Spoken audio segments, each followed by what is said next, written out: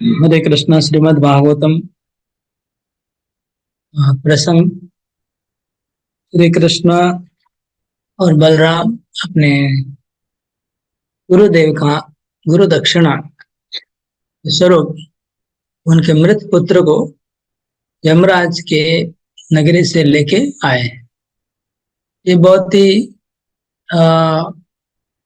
Exceptional exceptional मतलब असाधारण घटना है, क्योंकि कोई मर जाए, मृत होने के बाद, मरने के बाद मर के बहुत दिन हो गया है, उसका शरीर को जला दिया गया है, वो अभी यमराज की नगरी में, ये नरक में है, उसको वापस लेके आना एक असाधारण कार्य था जो कृष्ण बलराम ने संपादन किया। और उनके गुरुपुत्र को जैसा वो पहला उसका शरीर था, वैसा ही शरीर यमराज ने बना के दिया। यमराज का भी एक क्षमता है, उन्होंने वैसा ही शरीर बना के दिया जैसा था, वो गुरुदेव को ला के दिया। और जैसे श्रीधर स्वामी यहाँ पर लिखते हैं, ये गुरु पुत्र को वापस लाने की जो इच्छा थी, वो उनके गुरुदेव की पत्नी की इच्छा थी, सांदीपनि मुनि की पत्नी की इच्छा थी। उन्होंने बोला था कि मेरे पुत्र को वापस लेके आइए। अभी लाने के बाद कृष्ण ने गुरुदेव को अर्पण किया उस बच्चे को, और फिर कहा कि हे गुरुदेव, मैंने आपकी आज्ञा अनुसार आपको ये पुत्र को वापस लाया हूँ, और आपकी मैं क्या सेवा कर सकता हूँ? इसके अलावा भी और भी कोई आपके मन में और कोई भी इच्छा है तो बताइए। आपके मन में अगर और भी कोई इच्छा हो, अधूरी इच्छा जो आपको प्राप्त करने का मन में हो, तो मुझे कृपा करके बताइए। अगर भगवान आपके सामने आ जाए और आपको बोले कि आपकी कोई इच्छा हो तो बताइए। हाँ? बहुत भक्त लोग तो लिस्ट बना के रेडी रखेंगे कि हाँ, मेरे बेटे को थोड़ा नौकरी लगा दो, अच्छा, मेरे बच्चे पोते पढ़ाई कर रहे हैं, उनका पढ़ाई अच्छा हो जाए, उनको अच्छा नंबर मिल जाए, पोते को अच्छा नंबर परीक्षा में मिल जाए, ताकि वो बाद में कैरियर अच्छा बन जाए, या इतना पैसा मिल जाए, बहुत पैसा मिल जाए ताकि हम जीवन भर भोग करेंगे। तो ऐसे बहुत कुछ मांग लेंगे मतलब, मांगते रहते हैं, मांगते रहते हैं। जब भी भगवान के पास, साधु के पास, गुरु के पास जाते तो यही तो आशीर्वाद मांगते हैं। तो सांदीपनि मुनि को भगवान ने सीधा कहा कि और कोई आपकी इच्छा हो तो बताए। उनकी गुरु पत्नी की तो इच्छा थी उसके बेटे को वापस लाने की, गुरुदेव की नहीं थी, लेकिन गुरु पत्नी की इच्छा थी। भगवान ने पूरा किया। तभी उन्होंने, उनकी बहुत सारी वासना नहीं थी हमारे जैसे, एक वासना थी, भगवान ने पूरी कर दी। और आगे उन्होंने फिर कुछ आगे नहीं मांगा, नहीं तो और भी कुछ मांग सकते थे। अभी बेटे को लेके आए तो उसका पढ़ाई हो जाए, बच्चे का शादी भी करवा दीजिए, एक बंगला भी बना दीजिए, बच्चा रहेगा कहाँ? तो गुरुदेव, श्री गुरु उवाच, गुरुदेव ने कहा, सम्यक संपादितो वत्स भवद्भ्याम गुरु निष्क्रिय को नु युष्मद्विदो गुरो कामानाम अवशिष्यते। हे वत्स, हे कृष्ण और बलराम, आप दोनों मेरे पुत्र के जैसे हैं। गुरुदेव पिता होता है, इसलिए वत्स शब्द का प्रयोग किया। वत्स मतलब बछड़ा, वत्स मतलब पुत्र, प्यार का शब्द है, लाड प्यार वाला शब्द है वत्स।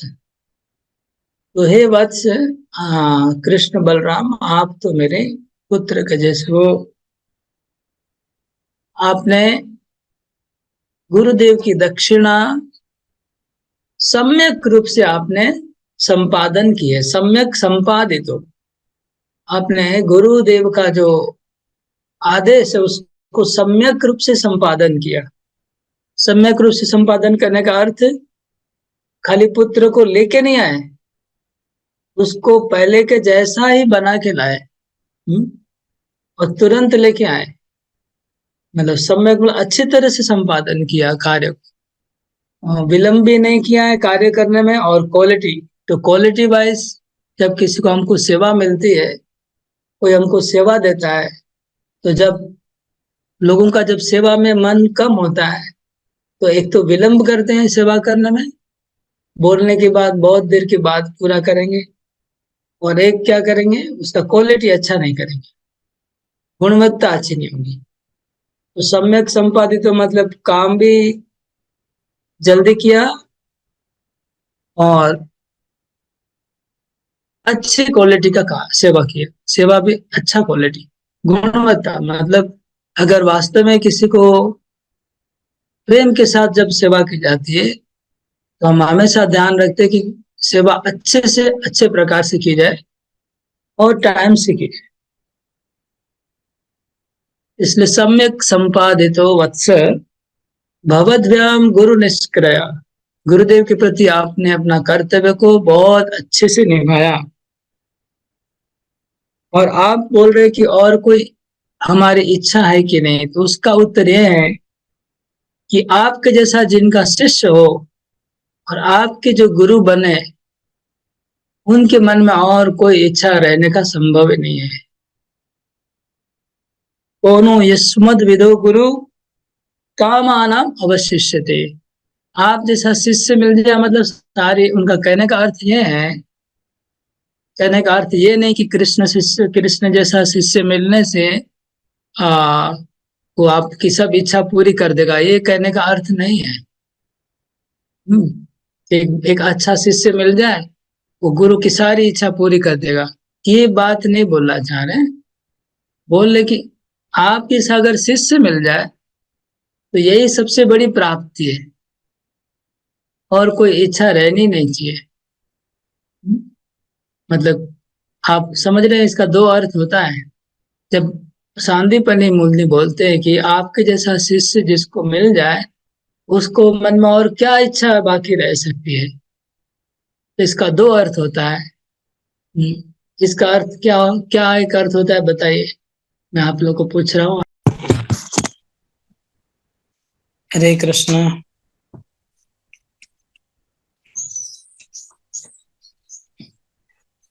तो हमने प्रश्न पूछा था कि सांदीपनी मुनि जो बोल रहे हैं कि हे कृष्ण, आपके जैसा शिष्य जिसको मिल जाए, उसकी और कौन सी इच्छा बाकी रह सकती है, बाकी रह सकती है। एग्जैक्टली यही शब्द बोले कि आप जैसा शिष्य मिल जाने से और कौन सी इच्छा बाकी रह सकती है। तो इसका कोई भौतिकवादी होगा तो उसका अर्थ क्या करेगा, भौतिकवादी तो यही अर्थ करेगा कि अगर कोई कृष्ण जैसा शिष्य मिल जाए तो बहुत अच्छा है, तो हमको सब कुछ मिल जाएगा। कृष्ण जैसा शिष्य मिलने से हमको पैसा देगा, हमको सम्मान मिलेगा, कोई बड़ा आदमी मिल जाए शिष्य जो अपना पूरा सप्लाई करता रहेगा, जो जो चाहिए सामान, और मान प्रतिष्ठा भी हो जाएगी, तो एक बड़ा शिष्य हो जाने से काम बन जाएगा, सब कुछ दे सकता है, जो चाहिए देता रहेगा। तो ये हो गया भौतिकवादी धारा, चिंता धारा। लेकिन संदीपनी मुनि ऐसे नहीं बोल रहे हैं। उनका कहने का अर्थ है कि हे श्याम सुंदर, हे कृष्ण, आपके जैसा सुंदर, आपके जैसा अच्छा एक शिष्य मिल जाए, तो जीवन में उससे बड़ा और कोई अचीवमेंट नहीं है।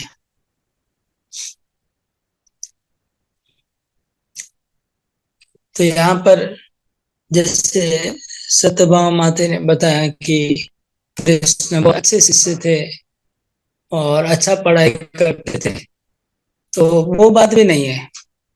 अच्छा शिष्य मिल जाना गुरु के लिए, गुरु के लिए अच्छा शिष्य मिल जाना बहुत बड़ी बात, वो भी बात नहीं है। यहाँ पर बात है कृष्ण के साथ सांदीपनि मुनि का जो इटरनल, नित्य जो संबंध है, उसका बात है।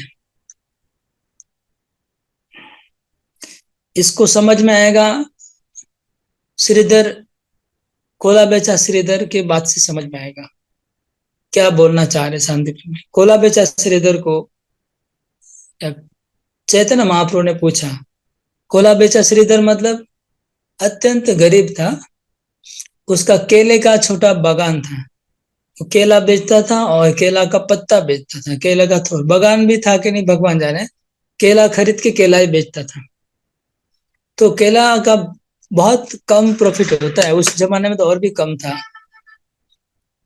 तो उसमें बहुत कम पैसा उसकी इनकम थी। उसका आधा पैसा गंगा माता को पूजा में लगा देता था और आधा पैसा से अपना शरीर निर्वाह करता था। तो उसका कपड़े में 15 जगह कपड़ा उनका टिच किया रहता था, इतना छिड़ा कपड़ा पहनता था। और घर में जो छत थी, बारिश आने से छत से पूरा घर में पानी आता था, पूरा घर पानी से भरा रहता था। छत बारिश में इतना, छत भी ठीक नहीं थी घर की, कपड़ा भी ठीक नहीं था, और खाना बहुत कम खाता था, ऐसे गरीब था वो। उसको जब चैतन्य महाप्रभु ने बुलाया और पूछा, तुमको मैं राजा बनाता हूँ। बोले नहीं बनना है। मैं तुमको इंद्र बनाता हूँ, नहीं चाहिए। मोक्ष देता हूँ, नहीं चाहिए। सिद्धि देता हूँ, सिद्धियां, सब प्रकार की सिद्धियां तुमको आ जाएंगी, नहीं चाहिए। तो क्या चाहिए? मेरे को वही चाहिए जन्म जन्म, कि वही मैं केला का ठेला लगाऊंगा और वो निमाई, नटखट निमाई आएगा और मेरे से केला छीनेगा, मेरे साथ झगड़ा करता है, हर दिन आके झगड़ा करता है, पैसा पूरा नहीं देता, आधा पैसा देके भाग जाता है। ये जन्म जन्म तक ये निमाई मेरे को इस तरह से मेरी दुकान में आते रहे, मेरे को सताते रहे, वो निमाई का मुखड़ा मैं देखूंगा जन्म जन्म, यही मैं चाहता हूँ। बोले इसमें क्या है, इसमें कौन सी प्राप्ति है? क्या श्रीधर को दुकान का आसक्ति है? बार आप लोग सोचेंगे अरे आपका दिमाग भी दुकान में चला गया होगा कि हाँ दुकान का आसक्ति है, केले का आसक्ति है। नहीं, उनका आसक्ति निमाय का स्वरूप है, जिसमें निमाय श्रीधर से झगड़ा करता है, श्रीधर से आर्गुमेंट करता है, श्रीधर को सताता है, वही स्वरूप को जन्म जन्म देखना चाह रहे हैं श्रीधर।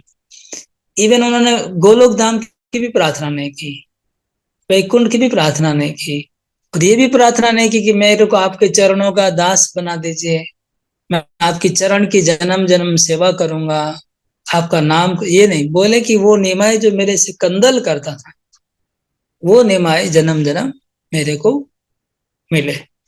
तो ये क्या हो गया, ये श्रीधर का और निमाय का एक नित्य संबंध है, नित्य संबंध, इटरनल रिलेशनशिप।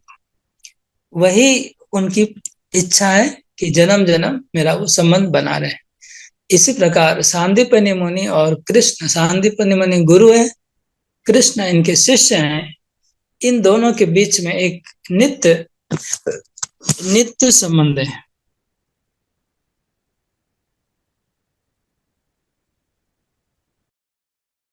हरे कृष्णा।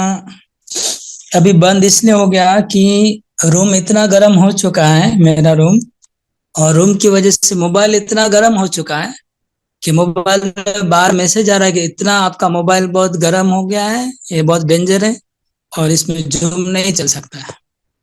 ये मैसेज आ गया 2 बार, इसलिए कट जा रहा है। मतलब रूम गर्म है और रूम के अंदर जितनी वस्तुएं सब गर्म हो गई है, तो मोबाइल इतना गर्म हो चुका है कि जूम चलाने के लायक नहीं रह गया मोबाइल। और ठंडा करने का कोई उपाय नहीं है क्योंकि इलेक्ट्रिक तो नहीं है। इसको मैं पानी का कपड़ा से लपेट के रखता हूँ फिर से दोबारा, अगर फिर से काम हो जाए।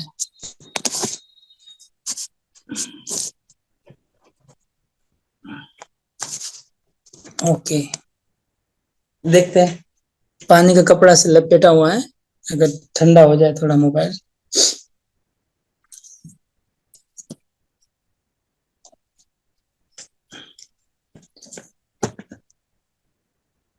तो इस तरह से मैं बता रहा हूं कि सांदीपनि मुनि के बोले कि कृष्ण हमको शिष्य रूप में प्राप्त हो जाए, प्राप्त है और रहे, यही मेरी वासना है और कुछ नहीं। ये था। इसमें ना तो भौतिक कोई इच्छा है, ना तो कोई आध्यात्मिक भी इच्छा नहीं है। खाली कृष्ण को ही उनको जन्म जन्म शिष्य रूप में देखना, यही बहुत बड़ी अचीवमेंट है और कुछ नहीं। इसके बाद सांदीपनि मुनि ने कहा, गच्छतं स्वगृहं वीरो कीर्तिमावामस्तु पावनी छन्दांसयातयामानि भवन्त्येय परत्र च। अभी सांदीपनि मुनि ने कृष्ण बलराम को आशीर्वाद दिया, आशीर्वाद दिया। देखिए, सांदीपनि मुनि जानते हैं कि कृष्ण बलराम भगवान है, क्योंकि उन्होंने जो कार्य किया असाधारण, भगवान के सिवा कोई नहीं कर सकता है। वो जानते हैं कि भगवान है, फिर भी उनको आशीर्वाद दे रहे हैं। ये कैसे संभव है? भगवान को कोई आशीर्वाद दे सकता है? आप जब जानते कि भगवान है, आप सब आशीर्वाद तो मांगते रहते हैं कि आशीर्वाद दीजिए, आशीर्वाद दीजिए। यहाँ पर वो भगवान को आशीर्वाद दे रहे हैं। तो यही गुरु शिष्य का संबंध है, नित्य संबंध, जो सांदीपनि मुनि कामना कर रहे थे कि कृष्ण नित्य शिष्य है, सांदीपनि नित्य गुरु है। उनके बीच में ऐसा ही संबंध है, इसलिए वो आशीर्वाद देने की क्षमता रखते हैं। तो आशीर्वाद देके कहते, गच्छतम स्वगृहम वीरो, हे मेरे प्रिय पुत्रों, मेरे शिष्यों, कृष्ण और बलराम, आप अभी अपने घर वापस जाओ, अपने घर चले जाओ। स्वगृहम, अपने स्नेह पूर्वक बोलते हैं अपने घर जाओ। ये भी अपना कृष्ण पूछ सकते कि क्या ये मेरा घर नहीं है? गुरु गृह तो अपना घर है, घर ही है। तो वो स्नेह पूर्वक बोलते कि नहीं, अपने घर जाओ, तुम्हारे माता पिता और वसुदेव देवकी सब सगे संबंधी तुम्हारे लिए बहुत दुखी होंगे, तुम्हारा इंतजार करते होंगे। मैं तुमको आशीर्वाद देता हूं कि तुम्हारी कीर्ति, पवित्र कीर्ति तुम्हारी बनी रहेगी। जब तक सूर्य चांद रहेगा आकाश में, तब तक तुम्हारी कीर्ति बनी रहेगी। सोचिए, भगवान का तो 6 ऐश्वर्य पूर्ण होते हैं, उनमें एक ऐश्वर्य होता है कीर्ति। भगवान तो ऐसे ही कीर्तिमान है, लेकिन गुरुदेव क्या आशीर्वाद दे रहे हैं कि आपकी कीर्ति बनी रहे, आपकी कीर्ति बनी रहे। और दूसरा क्या आशीर्वाद दिया कि आपने जो वेद उपनिषद पुराण जो कंठस्थ किया है, ये हमेशा आपके मेमोरी में फ्रेश रहेगा। मतलब कभी आपका मेमोरी से वो जाएगा नहीं। ये बहुत बड़ा आशीर्वाद एक्चुअली बद्ध जीव के लिए हो तो बहुत बड़ा आशीर्वाद है, भगवान के लिए तो ठीक है, लेकिन अगर और किसी को ऐसा आशीर्वाद मिल जाए तो बहुत बड़ी बात है। क्योंकि जितनी भी विद्याएं होती, कभी न कभी आदमी भूल जाता है, जरूरत पड़ने पे भूल जाता है। कर्ण को जरूरत पड़ने पे अपनी विद्या भूल गए थे। भीष्म पितामह भी समय पे अपने धर्म का, उनको थोड़ा सा किंग करते मूर्खता आ गई थी धर्म के बारे में एक समय। तो भगवान को आशीर्वाद दिया कि आपका जो ज्ञान है वो हमेशा ताजा बना रहेगा, कभी आपको कुछ भूलेंगे नहीं। और इस लोक में और परलोक में आपकी कीर्ति बढ़ेगी।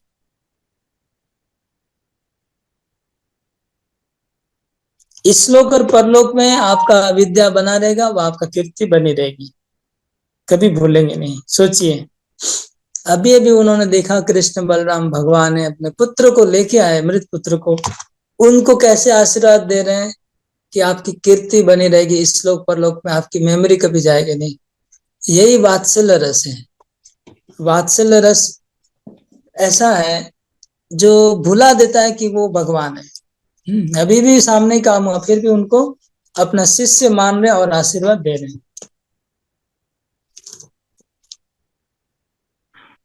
और आशीर्वाद देना उनका कर्तव्य है, गुरु का। गुरु का कर्तव्य बनता है शिष्य को आशीर्वाद दे। पिता माता का कर्तव्य होता है अपने पुत्र को आशीर्वाद दे, चाहे पुत्र कितना भी बड़ा बन जाए, फिर भी माता पिता उसके सर पे हाथ रखते हैं कि नहीं, आशीर्वाद देते हैं कि नहीं, वही बात है। तो श्री सुखदेव गोस्वामी ने कहा, इस तरह से भगवान ने गुरुदेव का आशीर्वाद प्राप्त किया, उनकी आज्ञा प्राप्त की, फिर रथ के ऊपर सवार हुए कृष्ण बलराम दोनों, और पवन के वेग से, तीव्र वेग से अपने रथ को उन्होंने दौड़ाया और मथुरापुरी पहुंच गए। और रथ को ऐसा चलाया भगवान ने कि बादलों जैसा गर्जन करते करते रथ वो मथुरा पहुंचा। बादलों जैसा गर्जन करते करते वो मथुरा पहुंचते हैं। और जैसे ही वो रथ का आवाज आ रहा था, तो मथुरा वासी समझ गए कि लगता है कृष्ण बलराम वापस आ रहे हैं। इसलिए वसुदेव और उग्रसेन, सब बड़े बड़े नेता लोग, बड़े बड़े लीडर मथुरा के नगरी के बाहर आए। श्री कृष्ण का स्वागत करने के लिए सब लोग आ गए, उनकी पूजा करने के लिए, स्वागत करने के लिए, आरती करने के लिए सब लोग बाहर आए और श्री कृष्ण का भव्य स्वागत हुआ। इसका वर्णन हम फिर आगे करेंगे, कैसे स्वागत हुआ, क्या हुआ, इसको हम कल सुनेंगे।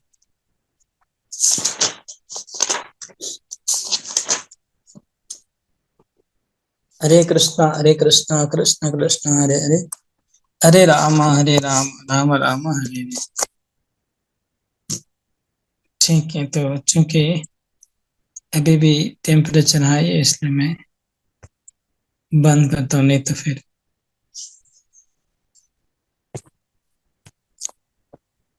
अभी आप लोग